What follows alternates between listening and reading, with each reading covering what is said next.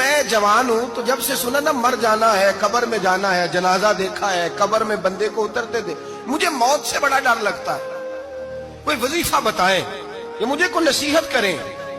تو میر عبد الواحد بلگرامی رحمت اللہ علیہ فرمانے لگے، بیٹے تیری جیب کس طرح کی ہے، پیسے کس طرح کے؟ کہنے لگا حضور بڑا کرم ہے اللہ کا، مالدار ہوں، خوشحال ہوں۔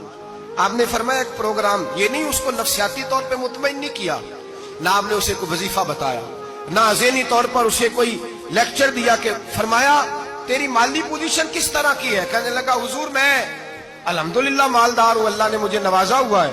آپ فرمانے لگے اس طرح کر، روزانہ کی بنیاد پہ صدقہ دینا شروع کر، اور فرض نماز کے ساتھ ساتھ روزانہ کی بنیاد پر چند نفل پڑھنے شروع کر۔ صدقہ روز دے، 10 روپے دے لیکن دینے روزانہ ہے، 15 روپے دے لیکن دینے روزانہ ہے، روزانہ کی بنیاد پر صدقہ کر۔ بچہ کہتا ہے میں بھی حیران تھا کہ حضرت میں تو وظیفہ پوچھنے آیا تھا کہ موت سے ڈر لگتا ہے، انہوں نے مجھے صدقے پہ لگا دیا، نفل پہ لگا دیا، وہ تو کام میں کر رہا ہوں۔ خیر بزرگ تھے، وظیفہ پڑھنے لگا، صدقہ دینے لگا، اللہ اللہ کرنے لگا۔ فرماتے ہیں کچھ دن بیت گئے تو میر عبد الواحد بلگرامی رحمت اللہ علیہ 6-7 ماہ کے بعد دوبارہ ملاقات ہوئی تو فرمانے لگے بیٹے اب تیرا کیا حال ہے؟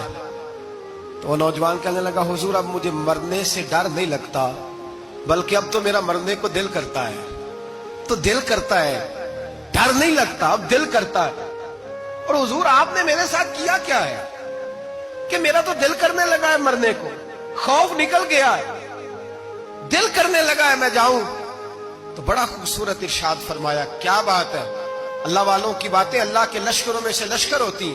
میر سید عبد الواحد بلگرامی رحمت اللہ علیہ فرمانے لگے بھائی جس جگہ آدمی کی پراپرٹی ہوتی ہے، جس جگہ اس کا مکان ہوتا ہے، جس جگہ اس کی جائیداد ہوتی ہے، وہاں اس کا جانے کو دل کرتا ہے۔ فرمایا اب تو نے صدقہ دے کے نفل پڑھ کے جنت میں اپنا مکان بک کرا لیا ہے، اب وہاں تیرا پلاٹ ہو گیا ہے، اب تیرا ڈر نہیں لگے گا، اب تیرا جنت میں جانے کو دل